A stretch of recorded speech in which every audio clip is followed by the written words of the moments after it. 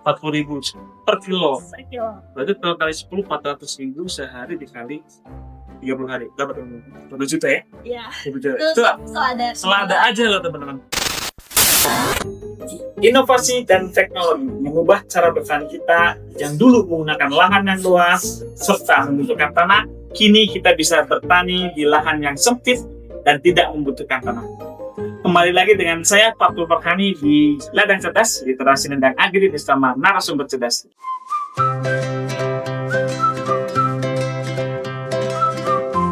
Kini saya berada di Ladang Farm Teknologi yang berada di Cilandak, Jakarta Selatan.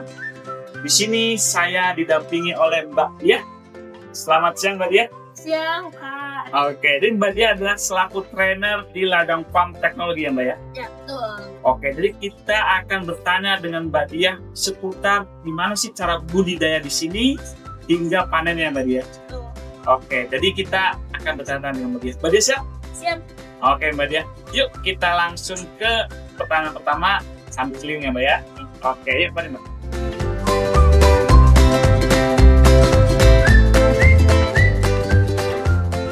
Oke Mbak Dia, kita pertanyaan pertama kita pengen dong kenalan sama Ladang Farm Teknologi nih Mbak Dia. Apa sih Ladang Farm Teknologi, kemudian budidayanya apa aja, dan sudah sejak kapan Mbak Dia? Ya, jadi untuk Ladang Farm Teknologi ini kita udah ada dari tahun 2022, Kak.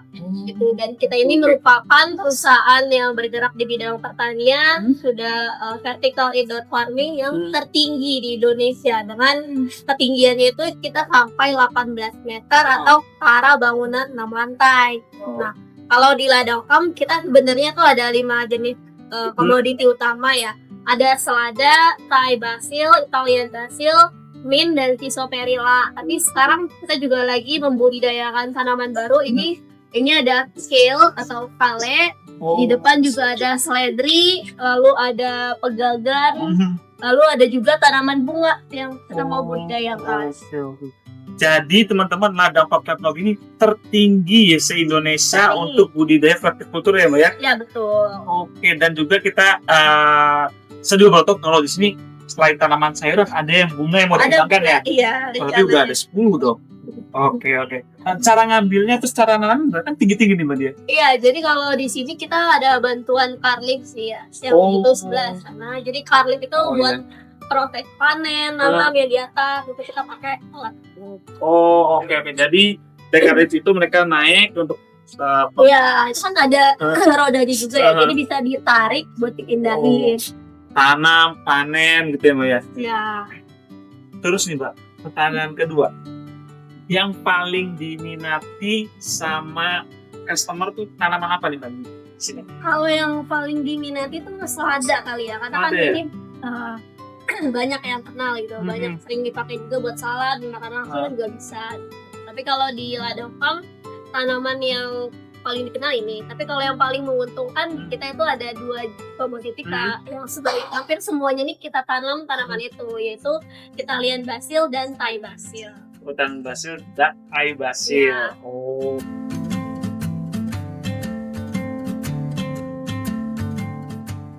Kalau boleh tahu nih Mbak Dia, kan banyak di tanamannya. Ini pembelinya atau customer itu rata-rata dari mana dia? Maksudnya kayak apakah restoran ataupun mungkin makan tempat makan yang kayak warung di sini juga atau gimana ya Mbak? Sebenarnya kalau untuk customer kita itu mostly dari restoran sih. Oh, Kalau kakak restoran. tahu itu ada beberapa restoran all you can eat. Itu kan emang ngambil selada banyak ya. Itu ada yang kerja sama kita. Oh iya sih betul. Ajukan itu pasti tidak lengkap ke tanpa Selada, Iya. betul. Oh, mana kan ngambil dari sini ya? Iya. Ini customer dari mana dengan dia biasa? Biasa sih Apa udah seluruh Jabodetabek kan biasa? enggak sih. Kalau di kita tuh beragam sih. Jadi ada daerah yang banyak kafe tuh daerah Kemang, Kemang. ada juga Tangerang, ada Tanjung Duren, ada.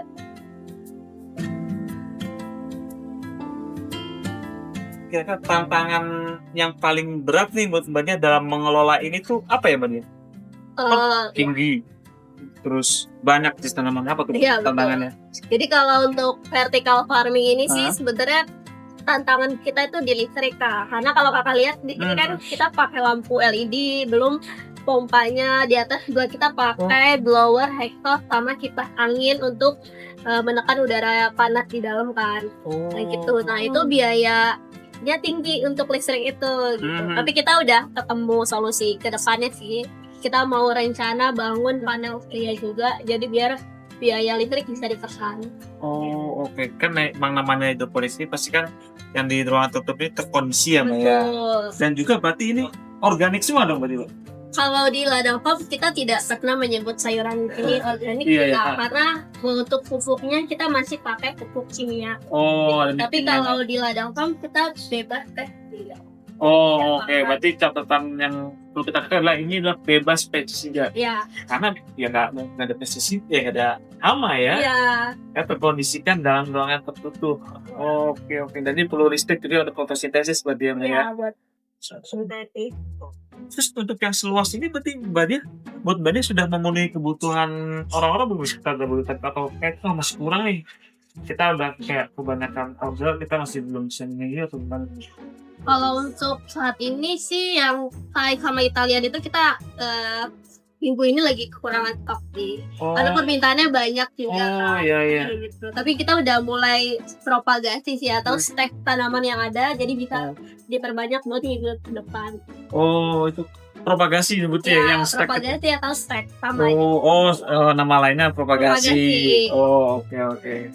Gimana sih Mbak cara perawatannya kan Mbak? Mungkin kayak pengaliran airnya ataupun mungkin kayak apakah ini full lampu-lampu nyala terus gitu tuh gimana tuh Mbak? Jadi kalau di ladang farm karena kita juga udah berbasis IoT ya atau Internet of Things, jadi tuh untuk pompa itu kita buat timer menyala 5 menit sekali aja. Kalau dari pagi sampai sore. Nah kalau malam karena cuacanya nggak panas ya kan, itu kita buat otomatisasi setiap 30 menit mati 5 menit nyala. Jadi lebih lama matinya. Nah, selain pompa ya otomatis nyala juga di lampu ini. Jadi untuk lampu ini kita buat otomatis setiap 13 jam per hari nyala. Nah, selain lampu juga dulu waktu IoT kita lagi berjalan itu untuk pengecekan ranking ini kan perlu dicek pH dan EC-nya. Iya betul. Dan itu sudah ada otomatisasinya juga. Jadi dulu kita pakai Invento di dalam website ranking-nya. Jadi kalau misalnya ada masalah itu bisa mengirimkan email ke layar monitor. Mereka itu dulu sekarang udah mandi ya. Sekarang kita rencana nanti mau dipakai lagi. Sekarang dia lagi stok karena mau di-upgrade. Mau di-upgrade lagi berarti ya Mbak. Gimana sih cara panen hidroponik? Mungkin dia pengen coba hidroponik tahu dulu nih cara panennya gimana nih. Boleh nggak Mbak Dia tunjukin cara panen yang benar? Jadi nanti kalau si selada itu ciri-ciri dia udah ready panen. Ready panen apa tuh Mbak? Daun paling bawahnya atau daun pertamanya itu sudah menguning kayak gini kan. Ciri siap dipanen lah. Daun paling bawah ya. Daun paling bawahnya sudah menguning ya teman-teman. Tapi kita juga selain lihat dari ciri-cirinya, biasanya tiap pipa tuh ada tanggal panennya. Nah kayak yang itu ini biar tak terlewat. Udah tanda ini. Ya, nah ini untuk cara panennya bisa kita ambil panennya. Tanamannya, biasa tuh kalau saya akarnya ini saya tahan, batas bawahnya ini saya tarik aja langsung dicabut. Gitu. Mudah ya. Ya ininya kain pelanarnya netpotnya bisa ditaruh sini lagi karena biasanya bisa dibersihin lagi buat dipakai. Nah ini yang kayak kering-kering kayak gini biasanya kita sortasi ya atau kita pilah-pilah biar yang jelek-jeleknya dibuang. Saya mencoba untuk memanen selada. Sekali. Jadi ditahan akarnya. Terus dibalik potnya lalu ditarik ya. Terus teman-teman. Dan nanti ini kita sortasi ya Mbak ya? Ya disortasi atau dipilah ya. Siapa yang jelek dibuang. Ini panennya dalam bentuk atau gimana ya Mbak? Atau ikat atau gimana ya di sini? Biasanya kita per kilo. Jadi setelah ini nanti packingnya tuh kita masukin ke plastik dulu, Ah. terus kita kasih air. Karena kan ini masih ada rock wool-nya kan, itu biar menambah kesegaran ketika sampai ke customer. Oh iya. Rata-rata berapa kilo gitu? Tergantung PO sih. Ah. Kalau dari restoran All You Can Eat itu dia kalau sekali ngambil bisa 10 kilo. Satu hari 10 kilo. Terus berarti ya sekilo berapa nih? Kira-kira harga jual? Sekilo 40.000. Kalau 40.000. salah ada 40.000 per kilo. per kilo. Berarti kalau kali 10 400.000 sehari dikali 30 hari. Dapat uang. 2 juta ya? Ya. 2 juta. Itu Itu selada. selada aja loh teman-teman.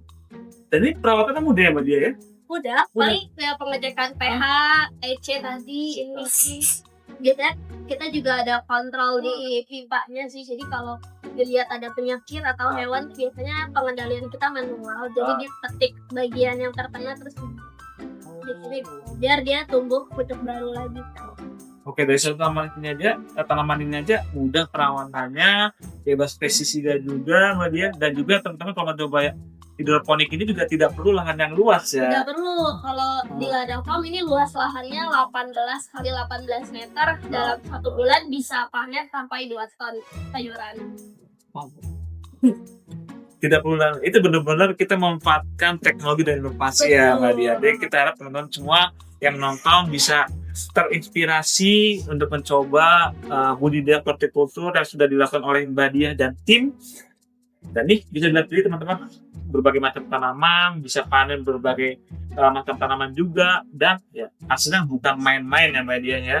Oke, teman-teman nih kalau pengen mencoba atau pengen cari tahu nih dan belajar, bisa nggak sih Mbak Diah di Ladang Farm Teknologi? Bisa banget Kak, karena di bisa. ladang farm ini kita kan buka program kunjungan juga sebenarnya. Oh, Jadi kalau yang oke. ingin berkunjung ke ladang farm, mau petik panen sayuran sendiri bisa datang ke sini.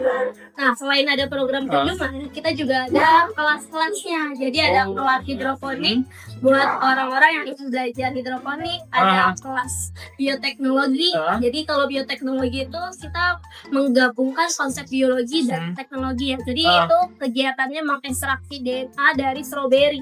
Kayak gitu. Nah, rencananya ke depannya juga ada program-program baru. Jadi kayak ada kelas IoT, lalu ada kelas masak kayak gitu. Jadi kalau mau ngerasain farm to table ya, jadi panen sayuran di sini langsung dimasak dan langsung dimakan. Oh, oke teman-teman. Dan itu bisa banget ya teman-teman kalau butuh pelatihan ataupun kunjungan serta lain-lainnya bisa datang ke Ladang Farm Teknologi.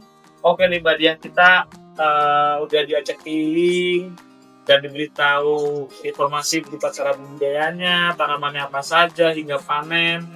Nah, boleh dong Mbak Diah kita minta kata dan 2 kata terkait para generasi muda nanti yang pengen mencoba budidaya pertanian, khususnya hidroponik nih Mbak Diah. Oke, boleh. Jadi buat generasi muda di Indonesia nih, khususnya anak-anak atau generasi muda yang mau terjun ke dunia pertanian, jangan takut, jangan khawatir, karena pertanian di Indonesia sekarang udah lebih maju. Bisa dilihat dari Ladang Farm sendiri. Untuk vertical farming kayak gini, ini kita yang pertama yang berani meriset sejauh ini gitu ya. Jadi nggak ada lagi tuh image petani main kotor-kotoran, main tanah kayak gitu ya. Karena dengan vertical farming seperti ini, kalian bisa panen sayuran dan menghasilkan cuan dari rumah. Oke, betul. Mantap Mbak Diah. Baik Mbak Diah, terima kasih atas paparan kata dan 2 katanya. Semoga teman-teman yang menonton bisa terinspirasi untuk mencoba budidaya pertanian, terus hidroponik. Dan juga teman-teman kalau pengen tahu informasi yang lain seputar budidaya pertanian ataupun pengen tahu nih ataupun request nih tanaman apa yang pengen teman-teman tonton dan ingin pelajari, bisa banget langsung komen dan like dan subscribe di Instagram kita, YouTube kita, dan Facebook kita. Oke, terima kasih Mbak Diah. Sama-sama. Kita pamit undur diri, kita sampai berjumpa kembali. Bye bye.